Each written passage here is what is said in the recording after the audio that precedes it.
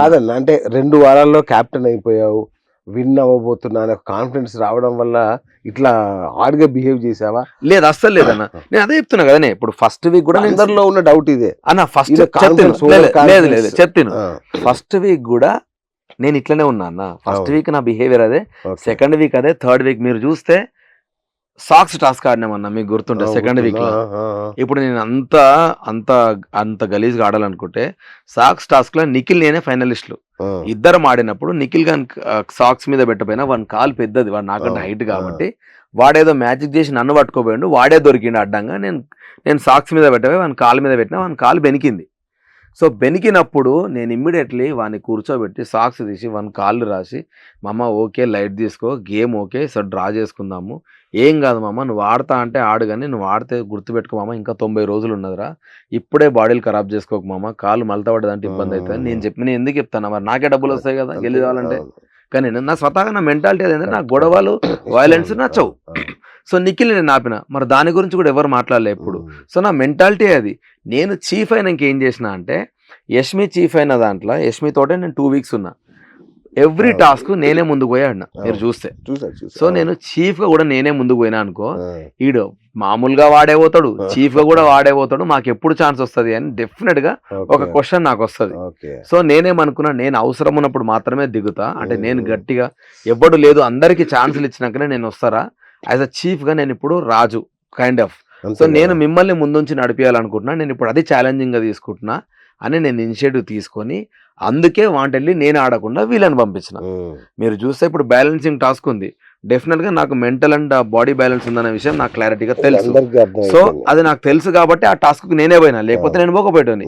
Balloon task లో కూడా నిఖిల్ రాకుండా ఎవరు వచ్చినా మణికంఠనో యష్మినో పంపిద్దాం అనుకున్నా నేను. అది కూడా చెప్పిన, నేను ఆడరా అంటే చీఫ్ నువ్వు ఆడొద్దని యష్మి తిట్టింది నన్ను, నువ్వు మన టీం కోసమే కదా ఉన్నది చీఫ్, నువ్వు ఆడపోతే ఎట్లా, నువ్వు వెళ్ళాలి, నువ్వు అవసరం మాకు ఇలాంటి టాస్క్లో నువ్వు ఖచ్చితంగా వెళ్ళాలి. సో ఎందుకంటే నువ్వు ఆల్రెడీ ప్రూవ్ చేసుకున్నావు ఫిజికల్ టాస్క్ అంటే. లేదు యష్మి మీరందరూ ఆడండి, ఇంకా బొచ్చ టాస్కులు ఉంటాయి. ఇప్పుడు ఫస్ట్ క్లాన్ చీఫ్ ఆమె 2 వారాలు ఉన్నది, నేను ఫస్ట్ వారంలో పోతాను, నేను ఎందుకు ఎక్స్పెక్ట్ చేస్తాను, చాలా ఉంటుంది కదా. ఫస్ట్ అయితే అందరికి ఆపర్చునిటీ రాని యష్మి, ఎవరి స్ట్రెంత్ ఏందో తెలిస్తే దాన్ని బట్టి మనం ఇంకా ముందుకు తీసుకెళ్లొచ్చు టీంని అని నేను అనుకున్నా. అనుకోని ఆ ఇంటెన్షన్ తోటే ఫస్ట్ నబీల్ని పంపించిన, ఎందుకంటే నాకు తెలుసు ఫిజికల్ టాస్క్లో డెఫినెట్గా పృథ్వీని పంపిస్తాడు. నబీల్ వెళ్ళిండు, నబీల్ గెలిచిండు, I was very happy. Second snail టాస్క్లా నేను అనుకున్నా నాతో పాటు ఇంకా స్ట్రాంగ్ ఎవరు వస్తారు అని. ప్రేరణ అప్పటిదాకా ప్రేరణ చాలా ఫీల్ అయింది, నాకు ఒక్క ఫిజికల్ టాక్ ఆప్షన్ రావటాన్ని ఏడ్చింది కూడా.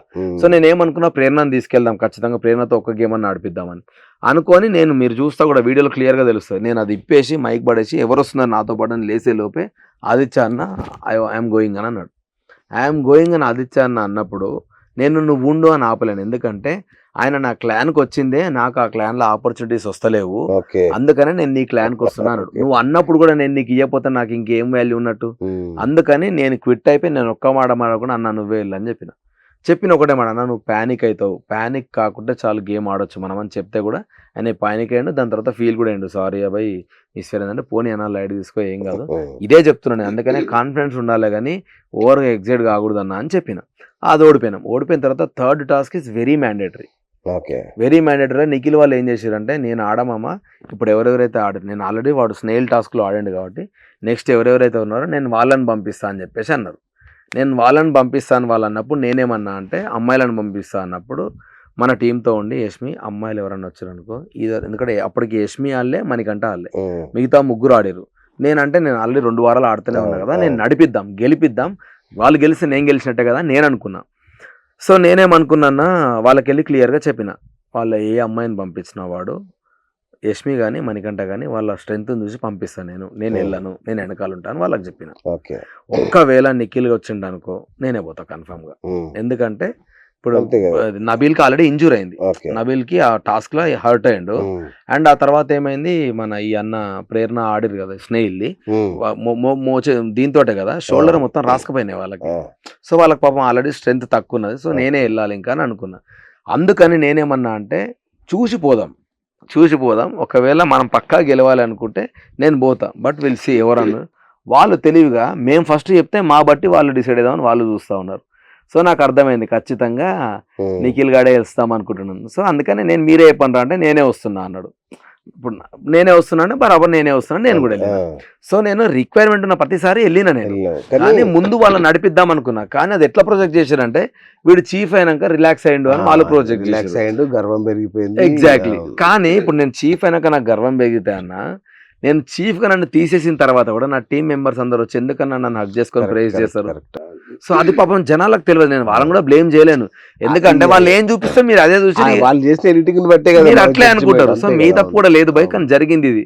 నేను అందుకనే చెప్పాలని ప్రతిదీ నేను చెప్తాను. ఇప్పుడు పూసగా వచ్చినట్టు ఎందుకు చెప్తున్నా, దే హ్యావ్ డాక్యుమెంట్స్, వాళ్ళ దగ్గర ఉంటుంది రిటర్న్, చూపించాలంటే చూపించచ్చు. కానీ పబ్లిక్ కి చెప్పాలి, ఎందుకంటే బాబు గర్వం పెరిగిపోవడం కాదురా చీఫ్ అంటే, అది కూడా నేనే ఆడితే ఇంకేం ఫైదా ఉంటుంది అన్న, అన్ని నేనే ఆడుకుంటే అన్నది నా ఇంటెన్షన్ ఉండే.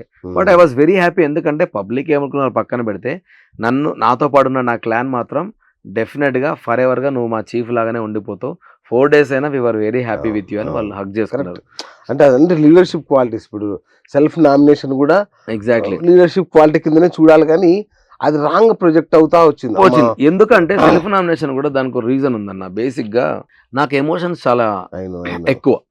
సో నాకు మా డాడీ వాచ్ అనేది చాలా ప్రైమరీ ఇంపార్టెంట్. అండ్ నేను ఆ వాచ్ ఏంది అనేది కూడా నిఖిల్కి ఎక్కువ చెప్పలే నేను.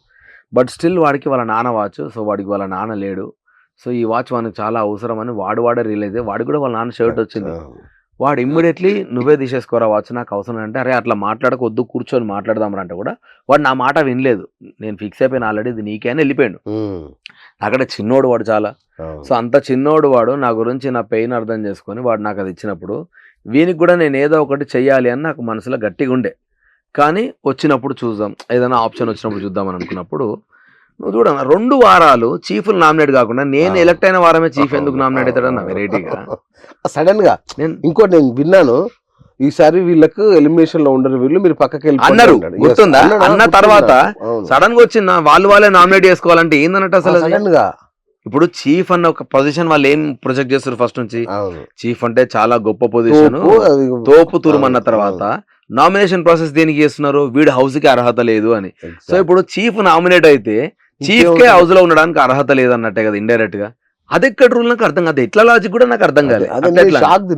ఇప్పటిదాకా ఇలా అన్నాడు, సడన్ గా ఇలా మార్చాడు అసలు నాకు అదే అర్థం కాదు. దట్టు స్టార్టింగ్ వాళ్ళు ఒక మాట అనకున్నా ఓకే, వాళ్ళే అన్నారు వాళ్ళని ఎవరు నామినేట్ చేయొద్దు అని. అన్నప్పుడు మేము నామినేట్ చేసుకుంటే ఇంకెందుకు ఇక చీఫ్ పొజిషన్, నాకెందుకన్నా చీఫ్, నేను చీఫ్ తీసేసి నన్నే నామినేట్ చేసుకుని అని చెప్తుండే కదా నేను. ఎట్లీస్ట్ అట్లా ఒకటి అది ఉంటుండే. సో నేను దానికే హర్ట్ అయినా ఫస్ట్. సరే ఊకే ఇంకా బిగ్ బాస్ పడిందని ఫస్ట్ వాళ్ళ దగ్గరికి వెళ్ళినప్పుడు, నువ్వు నామినేట్ అయితే నువ్వు వస్తావన్న ధైర్యం నీకుందారా అని అడిగినవాడిని. నాకు లేదురా అన్నాడు. నీకుందారా అని నన్ను అడిగి, నాకు కూడా లేదురా అన్న.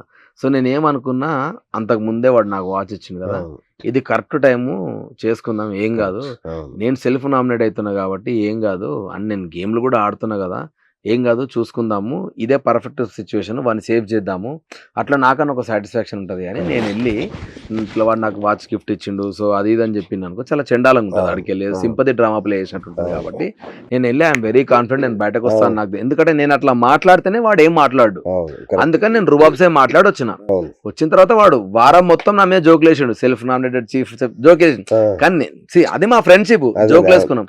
కానీ సోనియాకి ఎందుకో డౌట్ వచ్చింది, ఆ పిల్ల అదే రోజు అడిగింది నన్ను, ఎందుకు నామినేట్ చేసుకున్నారా నువ్వు, కనీసం ఆర్గ్యుమెంట్ చేయకుండా ఎందుకు నామినేట్ చేసుకున్నారా అంటే, ఏం లేదురా బేసికల్లీ నేను వాడిని అడిగిన, వాడు కాన్ఫిడెంట్ లేదన్నాడు, నాకు లేదు కాన్ఫిడెన్స్, కానీ వాడు నాకు నాన్నది గిఫ్ట్ ఇచ్చింది కదరా, వాడికి ఇన్ రిటర్న్ నేను ఏదో చేయాలనుకున్నా, సో వాడిని నామినేషన్లోకి వెళ్ళి సేవ్ చేస్తే ఐఎమ్ వెరీ హ్యాపీ అని అనుకున్నా అంతే.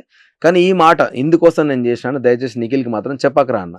ఇప్పటిదాకా వాడికి తెలియదు, ఆ మ్యాటర్ చెప్పలేదు.